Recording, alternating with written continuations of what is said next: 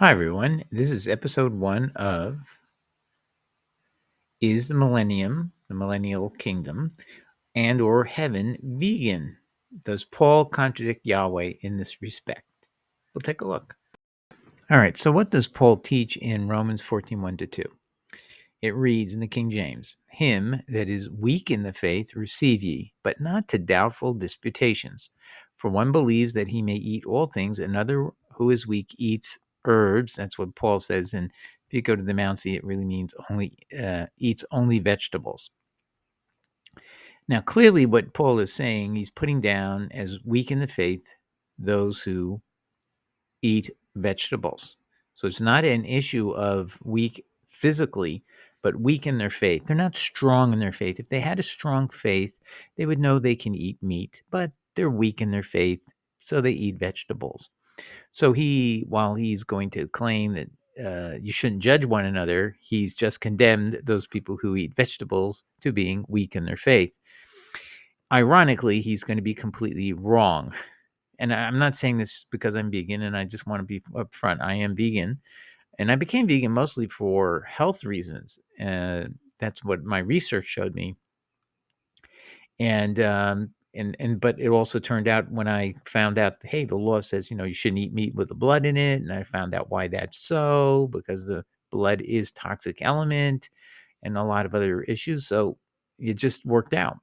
But it didn't mean if you eat vegetables, you're weak in your faith. It could be you're scientifically more accurate, which is healthier food. The other thing is now we know we're going to study what does God say is going to happen in the new millennial kingdom. What does He say is going to be true in His heaven? And if that's where the future is, why would we want to stay in the past and keep doing things that God says I'm going to get rid of because they're actually it's clear he's implying it's not the way he intended things. And clearly when you study paradise and how it began, there was no eating of meat by any animals of each other. They were all given plants to eat themselves exclusively. And um, and then humans were given the grains to eat, and so on and so forth. There is an open question about what was the purpose of fish, because they're not mentioned in either what whether you could eat them or not was not implied positively or negatively. So uh, we'll get into that maybe later, but we're going to stick with the meat versus non-meat issue, vegan versus meat. All right. So Paul is clearly saying it's spiritually defective to only eat vegetables, and so it's not he's not open to it. But he's going to say that they have to if they'll eat together. He'll eat with somebody who only wants to eat vegetable, but he's not going to discuss with him. It's doubtful. So I'm not going to get involved in things that are doubtful. And that actually is the only place where he's seemingly saying he's not 100% sure what the answer is, but he thinks it's doubtful that it's good. He's putting it down, but it's doubtful. Maybe he's admitting that he could be wrong. It's not clear. All right, so now let's get into the actual gist of things. What's the passages say? What does the Bible say about this future?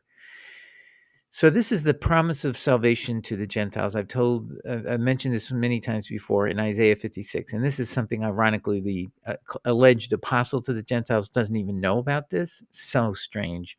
So here's a salvation message for the strangers, which is another term for the translation of the word ger, G-E-R in Hebrew, or sometimes it's translated foreigner or sojourner or whatever. There's all kinds of translations of the same word, but it basically means Gentiles, everybody other than the nation of Israel.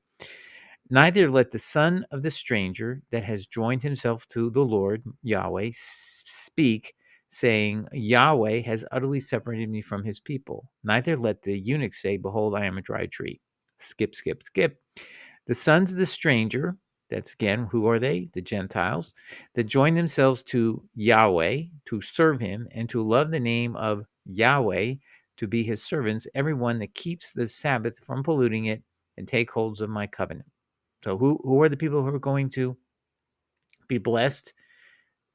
He's identifying them. He's going to say they're going to go to heaven in the next verse. So I wanted you to stop here and just go, Who is he talking about? The sons of sojourners that join themselves to Yahweh, to serve Yahweh, to love the Yahweh's name, to be Yahweh's servants, everyone that keeps my Sabbath and doesn't pollute it with work and takes hold of my covenant. What is that? That's in Exodus 24, 4 chapters after the Ten Commandments. God, Yahweh, reflects backwards and says the covenant, the promise they all took to keep the Ten Commandments, says is going to be called the covenant. It's a shorthand term for the Ten Commandments. Verse 7, even them will I bring to my holy mountain. That is a place of salvation. It's not a temple. It's a place of salvation. And make them joyful in my house of prayer. Now you're getting closer to a temple, but it's still just a house of prayer. Note, Jesus quoted this particular passage verbatim when he cleared out the money changers at the temple. And then it says, their burnt offerings and their sacrifices shall be accepted upon mine altar, for mine house shall be called the house of prayer for all people. Now, a lot of people think, oh, well, gosh, burnt offerings, sacrifices, doesn't that mean animals? No, it doesn't.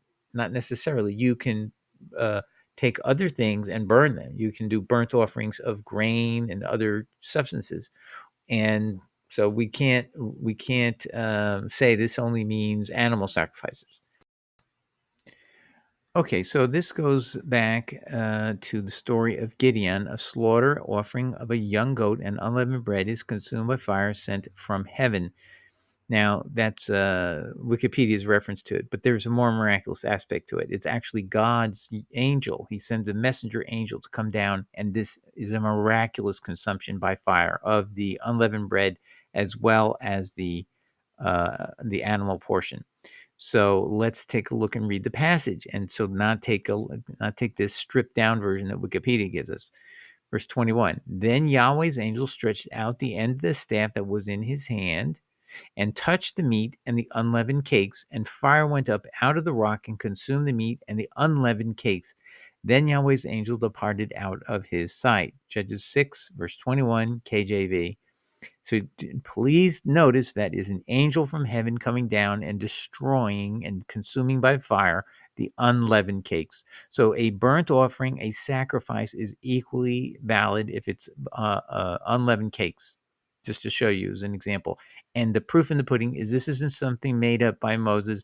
There's an angel from heaven who comes down and actually does this. So this is not human invention. This is God's angel doing this very thing that we therefore are seeing in that advanced picture of Isaiah 56 for the future kingdom, the holy house, the holy mountain of God, where we go and we do sacrifices, we do burnt offerings, but they're not of animals anymore, as we'll see as we go into other texts. And now I want to read you one more last thing from the Wikipedia article.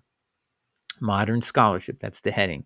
Some passages in the book of Judges appear to show the development of the principle and practice of whole offerings. So what did we just see in the book of Judges? This is what they're referring to. Back to it started with cakes, unleavened cakes, and the meat, but it didn't necessarily require the meat. It could have been without that, but this is something that develops later, where it's going to be a lot of the focus will be about meat, but it was totally acceptable to have an unleavened cake burnt up on the altar.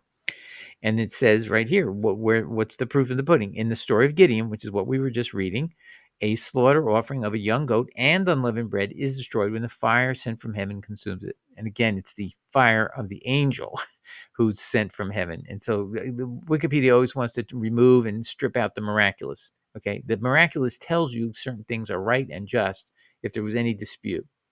Okay, so now we'll move to the next passage. Okay, so now next passage, we're going to have to read it in a couple of panels. It's Isaiah 11, verses 1 to 10. We're going to read it in the KJV. And what's beautiful about this is that you can see, I'm going to read you for several verses that you don't normally think of are in association with this message about the lamb lying down with the wolf and all of that. Well, it starts out talking about Messiah. And then it weaves in the story of the wolf will lie down with the lamb. So this means as Christians, we can see that Christ was foreshadowing or telling us of what was coming in the future when he's quoting the reference, for example, to Isaiah 56 about my house will be a house of prayer and so on. So Jesus is the complete fulfillment of this. And so let's read it and you'll see as I go along. So again, this is chapter 11, verse 1 begins, and there shall come forth a rod out of the stem of Jesse, and a branch shall grow out of his roots. By the way, the word branch is a word that sounds just like Nazareth, the town that Jesus came from. Nazareth is how it's many times referred to in the New Testament, but it's really the town of Nazareth, and that's a whole other issue. So branch. And the Spirit of the Lord shall rest upon him, the Spirit of wisdom and understanding, the Spirit of counsel and might, the Spirit of knowledge and of the fear of the Lord. Did Jesus have the fear of the Lord? Absolutely. All right. 3, and shall make him of quick understanding in the fear of the Lord. Who are we talking about? Yahweh. The word Lord there it's really Yahweh's name there. So this person out of the root of Jesse, the branch, the Nazarene, he shall have a quick understanding in the fear of the Lord. And he shall not judge after the sight of his eyes, neither reprove after the hearing of his ears. Remember, Jesus says, don't judge by sight, but judge righteous judgment. Now listen to what next says in the next verse. But with righteousness shall he judge the poor. So this is Jesus actually alluding to this passage. And that's why, again, when we get to the next half of this paragraphs, this sequence, it's going to be about a vegan future kingdom. But with righteousness shall he judge the poor and reprove the equity for the meek of the earth, and he shall smite the earth with the rod of his mouth, and with the breath of his lips shall he slay the wicked. So he's both a rewarder of the just, the meek, and the poor, and he's the slayer of the wicked, not the people who are sinners who think they're just going to go to heaven just because they say some nice words that they believe in Jesus' death, burial, and resurrection. We continue. Verse 5, and righteousness shall be the girdle of his loins, and faithfulness the girdle of his reins. So he's righteous and faithful.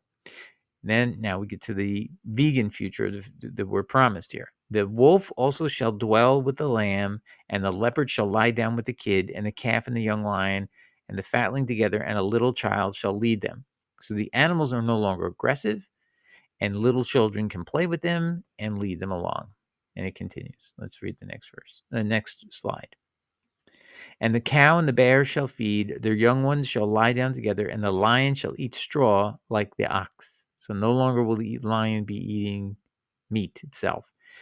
Verse 8, and the sucking child shall play on the hole of the asp, and the weaned child shall put his hand on the cockatrice's dens. I think that's sort of a chicken or something, and it's like you don't want to put your hand normally in there, but there'll be no aggression from the animals anymore. Verse 9, and here's where there's an injunction over all of the mountain. They shall not hurt nor destroy in all of my holy mountain, for the earth shall be full of the knowledge of the Lord Yahweh, and the waters as the waters cover the sea. And here's the important thing. It's all tied together back to Jesus. Verse 10, and in that day there shall be a root of Jesse, and which shall stand for an ensign of the people. To it, the ensign, shall the Gentiles seek, and his rest shall be glorious. So anybody who claims there's a dispensation that there's, if the Jewish people rejected Jesus, then, you can't have a new covenant, hey, this wasn't just meant for Jewish people, what we're in. Okay. And there are still Jewish people that come to Christ all the time. But this was always intended that the Gentiles would seek Jesus, which is exactly what happened. So it doesn't, this whole idea that there was a wholesale rejection by the Jews and they were all lost and they never came to Christ. It's just a hokum. All right. Anyway, now I have a question for you. That's the end of Isaiah 11, 1-10. What do we just see here? When Paul said that the person who's weak in faith is going to eat vegetables, he's condemning spiritually that those people are defective in their spirituality compared to himself. And yet, what do we see? What is our future? What is the wisdom of Christ? Because remember, this is about a kingdom that Christ is ruling. He's saying that here. Let me just see if I can have this right. I got to do it in the right direction here. So the Spirit of the Lord shall rest upon him. He'll have the fear of the Lord. He'll have quick understanding. He's going to judge righteous judgment, all that kind of stuff. And in his world, The wolf is going to lie down with the lamb, and the cow's going to, and the bear shall feed together. The young ones shall lie down together. There's no aggression anymore amongst animals. God has changed things back to the way they were at the garden. We're going to see this is exactly how it was in the garden, or in the paradise that God created initially. And it's very clear this is the Messiah, because in verse 10 it says, it shall be the root of Jesse. Jesse was the father of David. So this is really another way of saying from the line of David. And to it shall the Gentiles seek. So Paul doesn't even know the gospel is here in this passage in chapter 11. And it's a vegan future, whether he likes it or not. And he thinks it's a spiritually defective future. So he completely doesn't seem to know the Bible very well. I mean, I don't mean to be controversial, but he doesn't seem to know the Bible. And this is proof positive he doesn't, because these are passages he should not have missed. All right. So I asked the question there at the bottom. I call it Paul's blaring ignorance is on display. Blaring. How could you conceivably say someone is spiritually weak in their faith by believing they should just eat vegetables? Because that's exactly where we're all heading anyway. And why not? Why not start now? Why not get used to it? But I digress. All right. So, but the real answer here is what I put here. Should the alleged apostle of Gentiles not have known that the living vegan under such Davidic Messiah is the way of the future, and this is certainly not one weaker in faith, right? He should have known that. So they are stronger in faith, if anything, not weaker. And I'm not saying they are stronger. I'm just saying the conclusion to reach is not that somebody who's preparing for the future, which is a vegan future, would be weaker in faith. Not at all. They would be stronger, arguably, in faith. Although there's no mention here that you're stronger in faith or not by being vegan now. So I wouldn't conclude that, because we don't have any firm foundation for that. But we have absolutely no basis to say the opposite, which is that there is someone who's vegan now, which is going to be what's in the future, is somehow weaker in faith. They are preparing for the future. At least that much we can say. Let's continue now. All right, so now let's take a look at chapter 65. Again, we're going to have another passage of Isaiah about the Messiah, because it's going to be an inheritor out of Judah, and the tribe of Judah is the Davidic tribe, okay? Verse 9 of Isaiah 65. And I will bring forth a seed out of Jacob, and out of Judah an inheritor. Which tribe does Jesus come from? The tribe of Judah. That's the tribe that David came from. An inheritor of my mountains, and mine elect shall inherit it, and my servants shall dwell there. Verse 11, and Sharon shall be a fold of flocks. Sharon is a field in Israel. And the valley of Achor, a place for the herds to lie down in, for my people that have sought me. Verse 11, but ye are they that forsake, and so God is talking to a group of people rebellious at this time.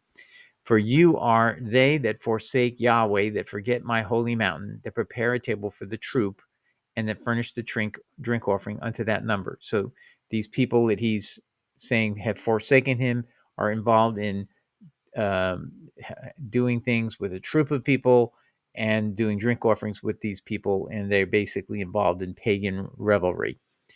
Verse 12, therefore I will number you to the sword, and you shall all bow down to the slaughter, because when I called, you did not answer. When I spake, you did not hear, but you did evil before mine eyes, and did choose that wherein I delighted not.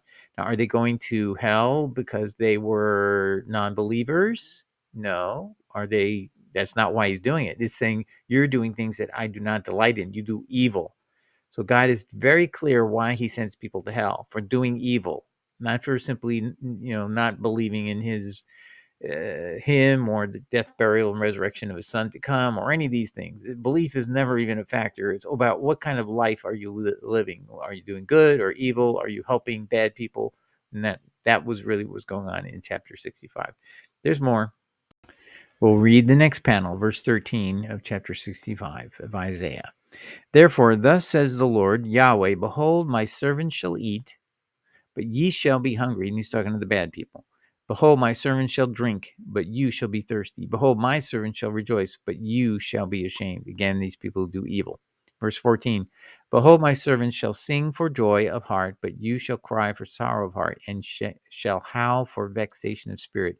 Verse 15, And you shall leave your name for a curse unto my chosen, for the Lord Yahweh shall slay thee and call his servants by another name. Verse 16. He who blesses himself in the earth shall bless himself in the God of truth, and he that swears in the earth shall swear by the God of truth, because the former troubles are forgotten, and because they are hid from mine eyes. For behold, I create new heavens and a new earth. Is that familiar, everybody? Yes. That's promised and talked about in the book of Revelation, and even Jesus mentioned it. And the former things will not be remembered, nor come into mind. Verse 18, but be glad and rejoice forever in that which I create. For behold, I create Jerusalem to be a delight, and her people a joy. Verse 19, I will rejoice in Jerusalem and delight in my people, and the voice of weeping and the voice of crying will be heard in her no more. Verse 25, the wolf and the lamb will feed together. The lion will eat straw like the ox. Dust will be the serpent's meat. Really, food is the word. They will not hurt nor destroy in all my holy mountains, says Yahweh. So this idea of hurting and killing and any of that between the animals and us is gone, because the wolf and the lamb are feeding together. There's no more death in that sense. Maybe I shouldn't say death. There's no more violent killing of animals going on anymore. Where does this come from? We'll find out in a minute. Verse 28. And God Elohim blessed them, and God said unto them, oh, okay, this is from Genesis 1, verse 28 to 31. So this is what I was thinking. This is the restoration, the proof that where we're heading is to actually restore the paradise that initially existed. This is even before God took Adam and Eve and put them in the garden. What is the nature of the earth at that time? It's this earth that's vegan for sure, and vegan except maybe for fish. And I just want to show you where I come up on that issue. So anyway, let's read verses 28 to 31 of chapter 1 in the King James Version. And God, Elohim, blessed them, and God said unto them, the two, Adam and Eve, be fruitful and multiply, and replenish the earth, and subdue it, and have dominion over the fish of the sea, and over the fowl of the air, and over every living thing that moves upon the earth. But be aware that doesn't mean you can kill them. That's not what God said there, right? Have dominion. You'll be able to rule over them in the sense of directing them, or maybe capturing them, using them for good things, maybe not necessarily killing them, except maybe with fish. Verse 29, and God said, behold, I have given you every herb bearing seed, which is upon the face of all the earth, and every tree in which there is the fruit of a tree yielding seed. To you it shall be meat. He never says it's about any of the animals being meat at that time. That's going to be something that occurs after the flood for the first time. Verse 30, and to every beast of the earth, and to every fowl of the air, and to everything that creeps upon the earth, wherein there is life, they shall viciously kill and murder each other. No, I shall give every green herb for meat, and it was so. So even the animals did not eat one another at first. See, that's what I wanted to point out. So what we see happening at the end of time, the new heavens and the new earth, God is saying the wolf lays down next to the lamb. They don't eat one another. Where was that in the Bible initially? That was when God created the heaven and the earth, and then it was he created animals. And they did not attack one another. They were not aggressive to one another. They coexisted, and there was enough green herbs for all of them to eat and have enough energy. I don't know if you know this. Gorillas are vegetarian. Look at those guys. They are stronger than strong. They're 1,000 pounds, I think, and they're just pure muscle. And so if a gorilla can be a vegan, so can any other animal, and live and be very strong as a result. Let's continue reading. Oh, I just want to point out here in verse 30, if you look at that, every beast of the earth, and to every fowl of the air, and to everything that creeps upon the earth, wherein there's a life, I've given every green herb for meat. And it was so. It just seems to me, just on its face, that excludes fish being in this category. First of all, fish don't walk on earth to get green herbs, so that kind of eliminates that. Plus, the idea of the word beast, the word fowl, and the word things that creeps on the earth all exclude fish. Some fish maybe can flap around in the mud, and you might argue they're creeping on the earth, but really they're still fish. Anyway, I think there is an exception maybe for fish, but it doesn't say you can eat them. It just says doesn't put them in the category that they're eating grain on earth. Verse 31, and God saw everything that he had made, and behold, it was very good. And the evening and the morning was the sixth day. Okay, so getting back to our starting slide, is the millennium and or the heaven to come, is it vegan? And we see, yes, it is vegan. Was it? And it's simply a restoration of the way it was in the original garden, original paradise before even the garden. So there's nothing surprising that this would be how God would start over again with a new heavens and new earth, would it? Now, does Paul contradict Yahweh? Absolutely. He's making it that a person weak in faith is somebody who eats vegetables instead of someone who's preparing to live the way we're all going to live in the future, and is God's more higher ideal, as we shall see in the next episode, that there's a lot of other things other than these passages that would lead you to believe that God didn't really like having to allow sacrifices. He did it to raise the cost for us, but it didn't bring him any joy because he doesn't like. Obviously, he doesn't. That wasn't his intent. But he does things to make us be better people. So if you understood that when you committed certain sins, you had to slay a certain animal or sacrifice animals that were in your household, you had to pick an animal in your house or on your property, if I recollect. So if that's what God's doing, it's because he's trying to raise the cost that you will not sin. You will look at the cost, you will count the cost before you sin, and therefore avoid sinning, because it's going to also cost you to kill an animal that's in your house. And it's not a pleasant sight, and you had to watch it. So all of it was intended to cause people to be more righteous. That was a whole point of the sacrifice with animal system. Obviously, God put a higher priority on that for humans than he did on the life of the animals. And that's God's prerogative, right? But ultimately he's saying, I'm going to create a people for myself. I'm putting them through this testing process. We're all here being tested so that we can pass the test to make it to the next level, which is heaven. And the guy's not hiding that secret. Paul's the only one who's obscuring it and making it sound like you can go to heaven by believing in some death, burial, and resurrection of Jesus, as he says in 1 Corinthians 15, 1-4. But that is never what God ever says. It's the opposite. It's always consistently opposite. So it should not surprise us that Paul contradicts God here and says it's weak people, weak in the faith, will think that eating vegetables is better spiritually. And Paul says, no, it's spiritually defective. You are weak in the faith. You don't have a strong faith, which would eat whatever you want. And he says that in 1 Corinthians 8 and 10, when he's talking about eating meat sacrificed to idols, he says those who are weak will be concerned about whether eating a meat sacrificed to idols, but you have a stronger conscience, so don't worry about it. When that person isn't around, you can eat meat sacrificed to idols when they're around. Don't eat in front of them, because they're going to be encouraged to do something they think is wrong. But otherwise, why is my conscience restricted by what the other person's conscience thinks? So we'll get into that a little bit in another episode. But this is a series just going over, is veganism something that we're supposed to be knowing is coming in our future? And if so, then is it spiritually useful or beneficial to start now, or is it optional? Or is the fact that it's optional meaning we should take that option, or should we be more prudent and not eat meat? Particularly, I think we should know that the word clean and unclean in Hebrew really means toxic versus non-toxic. So when we eat meat, typically we're eating it with the blood in it, and that may involve toxicity. So in this series, we'll get into that as well. So I'm just trying to review with you all what I sound Southern now, right? I'm from the Bronx. I just was talking to someone from the South recently. So if you love Yahweh and you love his creatures, then maybe you might be more considerate of whether you're going to eat the animals, when you know that that's not what is in our future. And if you knew that eating the blood in it in particular is exposing you to toxic chemicals, and that's why there's a higher incidence of health problems for people who eat meat.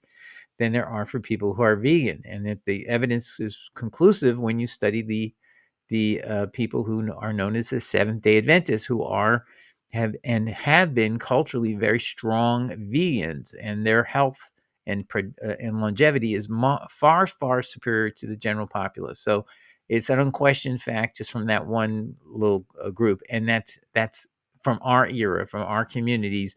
They are have such a much better outcome health wise overall. Okay, anyway, so look for the next episode, and I hope this helped everybody. Ciao. Goodbye. Ciao.